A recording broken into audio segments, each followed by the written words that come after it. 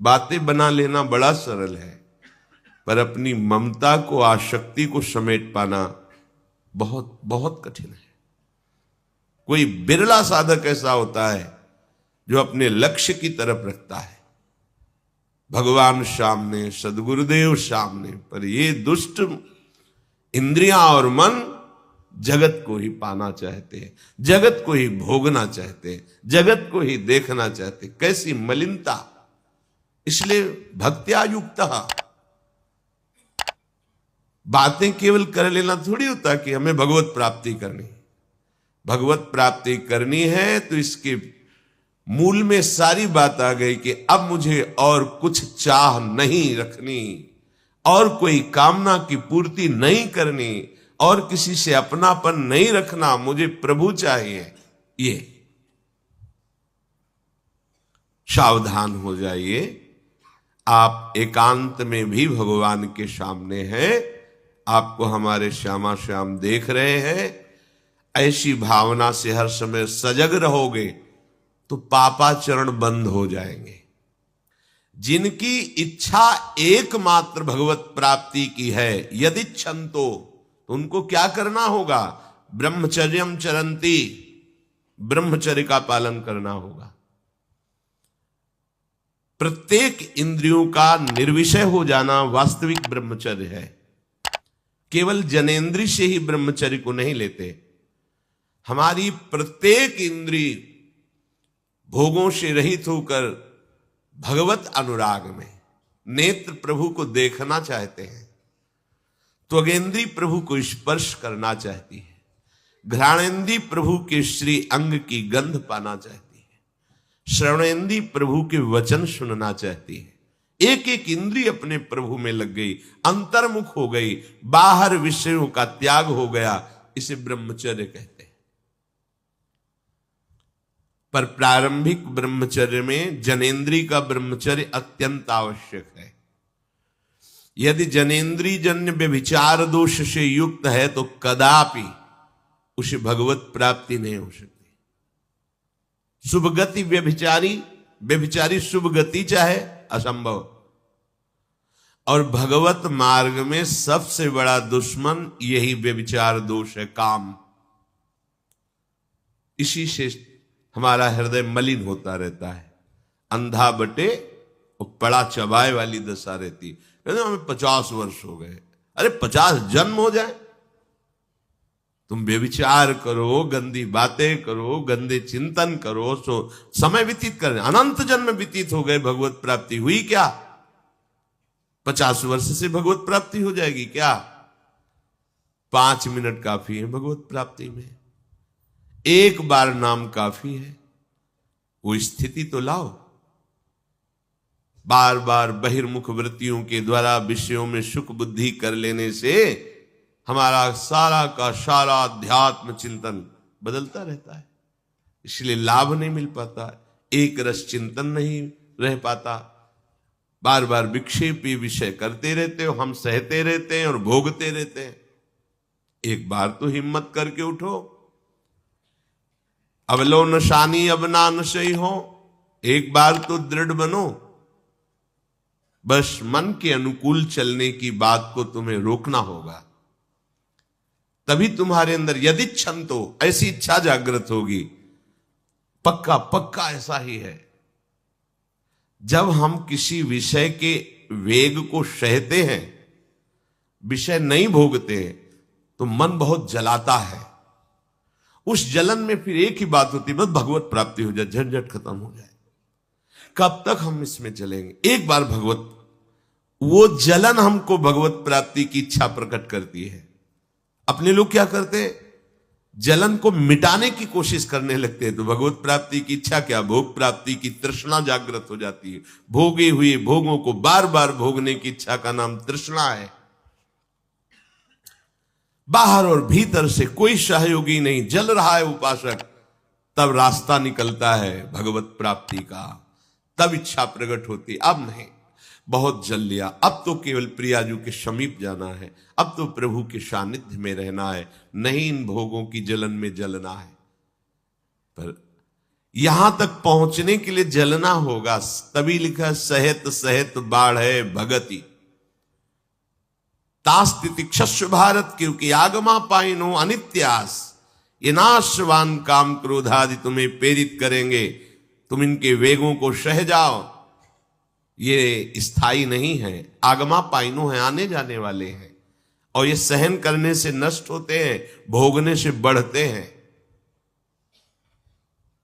यदि छंतो, अगर भगवत प्राप्ति की इच्छा है तो ब्रह्मचर्यम चरंती, ब्रह्मचर्य का पालन करना ही होगा, इसमें कोई गुंजाइश नहीं, क्योंकि आप चल ही नहीं सकते।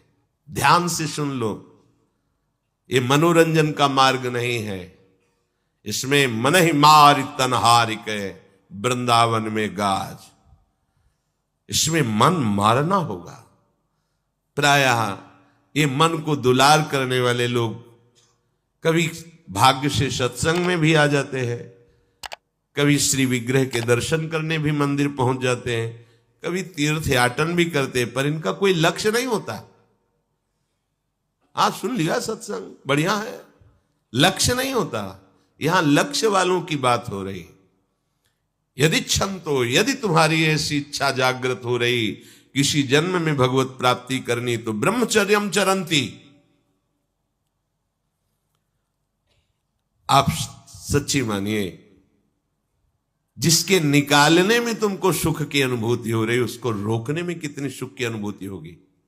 उन्मत्त हो जाओगे, बहुत जल्दी आपके सारे के सारे करण भगवदाकार होने लगेंगे यदि आप ब्रह्मचर्य का पालन करेंगे। शरीर स्वस्थ, हल्का, मन प्रसन्न, नींद आदि पर विजय, कितने गुण ही गुण।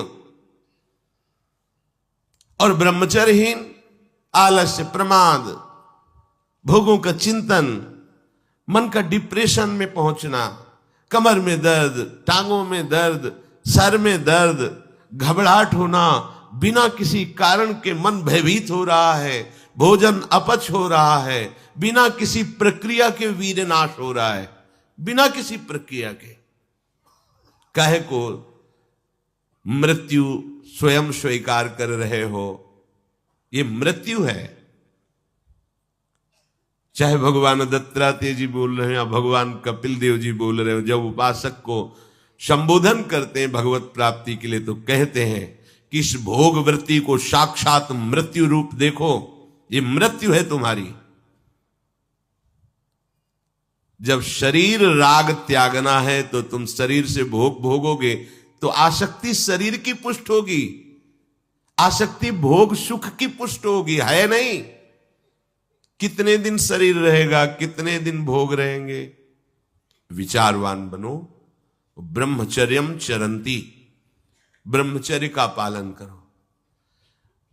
उपासक जो ब्रह्मचारी होता है उसका खिला हुआ चेहरा रहता है, जैसे कमल खिला हुआ, बिना किसी कारण के उसकी मुख मुद्रा में प्रसन्नता होती है। जो ब्रह्मचर्यहीन होता है बुझा हुआ चेहरा होता है, तेजहीन, बिना किसी कारण के वो शोकग्रस्त लगता है। बैठा है, आपको लग रहा है शांत है, लेकिन आप चेहरे को देखो, वो एक शोकग्रस्त है, कुम्हलाया हुआ चेहरा, अशांत चेहरा, मुख प्रसन्न, तन तेज विराजा। यह है ब्रह्मचर्यम चरंती, भगवत आराधन संपन्न उपासक का। जैसे आग में पैर रखते हुए कोई चले तो कैसे चलेगा, ऐसे ही ब्रह्मचारी की पहचान है। इतनी स्फूर्ति उसके अंदर होती, जैसे आग में चलने वाला पूरा पैर नहीं रख पाएगा, अगला कदम रख देगा क्योंकि ताप लग रहा है, ऐसे उसकी स्फूर्ति होती पैरों में। उसकी आंखें एकाग्र रहती है, चंचलता इधर उधर या बार बार झपकना, यह विषयी पुरुष का लक्षण है। बार बार पलक झपकना, यह विषयी पुरुष का लक्षण है। इधर उधर ताक झांक, चंचलता, ऐसा बैठे तिनका तोड़ रहा है, पैर हिला, ये सब विषयी पुरुष के लक्षण है। ये तो बिल्कुल साधारण स्पष्ट दिखाई देता है आदमी विषयी है या ब्रह्मचारी, एक सेकंड में लक्षण होते हैं। आपको जब भगवत मार्ग का अवसर मिला है तो गृहस्थ हो, संतान हो गई, ब्रह्मचर्य से रहो। नहीं चाहिए संतान तो भ्रूण हत्या, गर्भ हत्या जैसे महापाप करने की क्या जरूरत है। उसी वीर से संतान उत्पन्न होती है जिसको आप नष्ट कर रहे हो, जिसको आप ऐसे पानी में बहा रहे हो, व्यर्थ फेंक रहे हो, तो उसको भ्रूण हत्या का पाप लग रहा है, तो तुमको पुण्य लग रहा है, वीरपात कर रहे हो तुम्हें भी वही हत्या लग रही है, क्योंकि उसमें वही जीवात्मा है जो मां के गर्भ में जाके बालक रूप धारण कर लेती है, उसको तुम नष्ट कर रहे हो। पर बुद्धि भ्रष्ट हो गई है, समझ में नहीं आता, व्यर्थ में वीरपात करते हो, व्यर्थ में।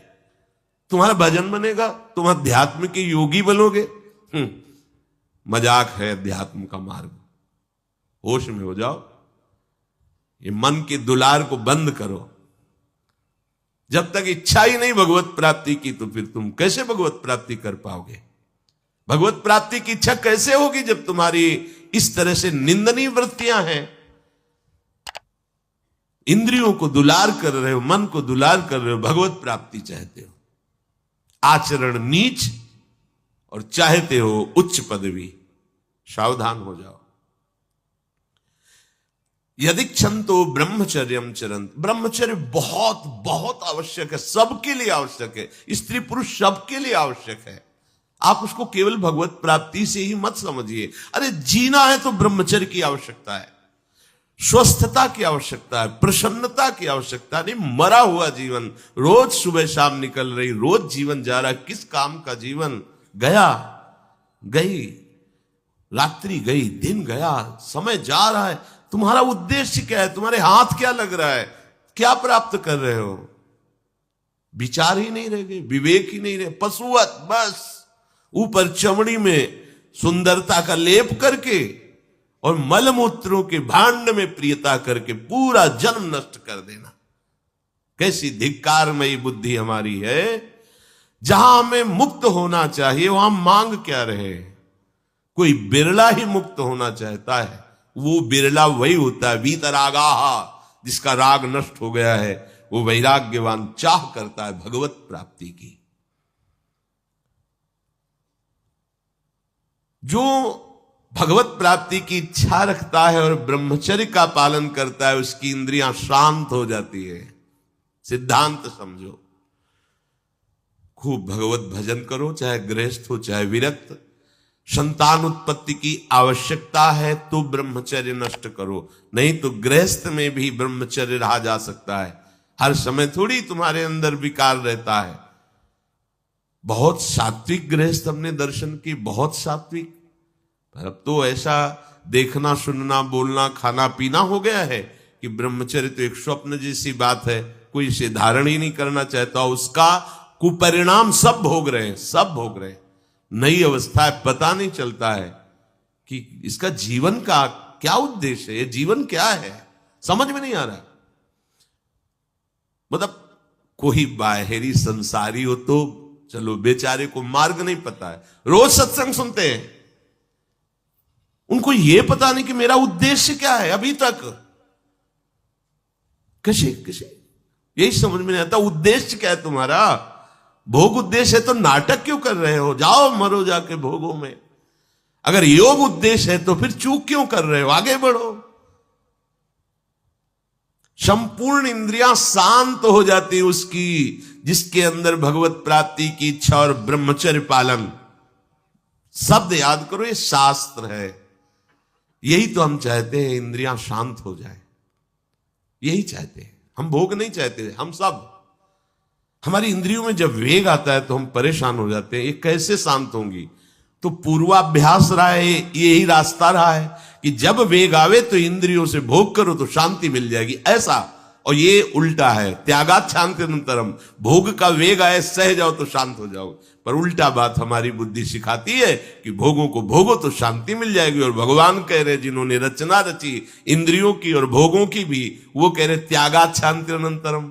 तुम उनका त्याग कर दो तो शांति को प्राप्त हो जाओगे। चाहते हम शांति ही है, पर हमारी दुर्दशा है। एक आदमी गंगा के किनारे शांत बैठा, गंगा की तरंगों में आनंद ले रहा था। उसका मित्र आया, ओ वो कैसे बैठे हो? शांत बैठे। अरे नहीं भाई, कुछ करना चाहिए। वो चुप है। बोलो ना, कुछ करना चाहिए। करने से क्या होगा? कुछ करोगे तो पैसा मिलेगा। पैसे से क्या करेंगे? भोग सामग्री लेंगे। भोग सामग्री से क्या करेंगे? भोगेंगे। भोगने से क्या होगा? शांत हो जाएंगे। बोले तुम्हारी गलत बात है, भोगों से शांति तो प्राप्त नहीं होती। मैं अभी शांत बैठा हूं और तुम मुझे अशांति की प्रेरणा दे रहे हो कि कुछ करो, धन मिलेगा, उससे भोग मिलेगा और भोग के बाद शांति मिलेगी। ऐसा कभी हो ही नहीं सकता। भोगों के भोगने से अशांति और तृष्णा पैदा होती है। बस ऐसा ही मेरा मित्र मन है, ये सिखाता है, यही सिखाता है। हम शांत बैठना चाहते हैं, ये मुझे अशांति के मार्ग में लेकर शांति दिखा रहा है। संभालो, संभालो। सबसे चूक हो सकती है, चूक को संभाल ले वही साधक है। अगर चूक ना हो तो साधक थोड़ी हो, तो सिद्ध है। साधक का शब्द ही है कि वो साधना कर रहा है, उससे चूक हो सकती है, पर वो चूक पुनरावृत्ति में नहीं आनी चाहिए। एक बार चूक हो गई, संभाल लिया। भगवान उस चूक को चूक ही नहीं मानते हैं जो संभाल ली जाए।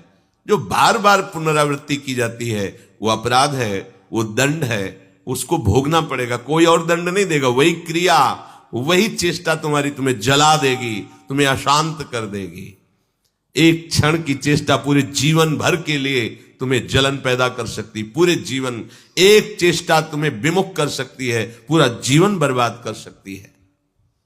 तत्ते पदम संग्रहेण प्रवक्षे, ये समस्त साधनों का आखिरी फल है।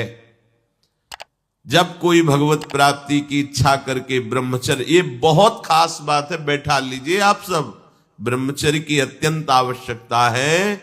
बिना ब्रह्मचर्य के अध्यात्म की चढ़ाई पर नहीं चढ़ सकते हैं। आपको परेशानी इसलिए होती कि आप उसी का चिंतन करते हैं। चिंतन छोड़ दीजिए, अभ्यास के द्वारा ऐसा चिंतन कीजिए। ऊपर प्रभु ने वर्णन किया, अभ्यास योग युक्तेन चेतसा नान्यगामिना। अपने चित्त को प्रभु के नाम रूप में लगाइए। भोगों का चिंतन ही ना हो तो कोई परेशानी नहीं भोग त्यागने में। भोग त्यागने में इसलिए परेशानी है कि हमारा भोग चिंतन मुझे चैन से नहीं रहने देता।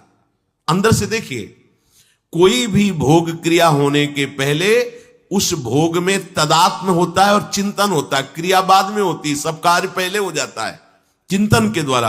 अब चिंतन के द्वारा उससे जो सुखानुभूति हो रही, अब वो क्रिया में सुखानुभूति प्राप्त करना चाहता, वो है नहीं। फिर क्रिया के बाद फिर चिंतन, फिर क्रिया, फिर चिंतन, दुर्गति को प्राप्त हो जाता है। चिंतन बदल गया, फिर क्रियाओं का कोई महत्व ही नहीं रह गया, भोगों का कोई अस्तित्व ही नहीं रह गया। जिसका अखंड चिंतन चलता है, कोई भी विषय उस पर अपना प्रभाव नहीं डाल सकता। सब इंद्रियां शांत हो जाती हैं। अब उससे प्राप्त हुआ जो आखिरी फल है साधना का, भगवान कह रहे ये आखिरी फल है। पदम संग्रहेण प्रवक्षये, वो उस परम पद में प्रवेश कर जाता है। परम पद में अच्छी तरह से उसका प्रवेश हो जाता है, अर्थात फिर कभी नहीं लौटता है। उसे परम पद कहते हैं। पापाचरण बंद होते ही हृदय प्रभु की तरफ भाग पड़ेगा। प्रभु की तरफ भागना क्या है? प्रतिक्षण उनका गाढ़ चिंतन। फिर किसी सुख की तुम्हें आकांक्षा नहीं करनी पड़ेगी। किसी सुख का तुम्हें अभाव नहीं लगेगा।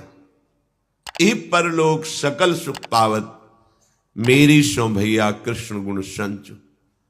तुम्हें मेरी शपथ है, तुम कृष्ण के गुणों का गायन करो, कृष्ण नाम रटो, कृष्ण रूप ध्यान करो।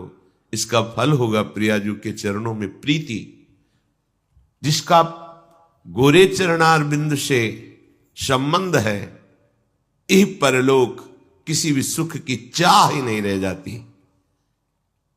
प्रभु करुणा करके कह रहे हैं, वही आचार्य है।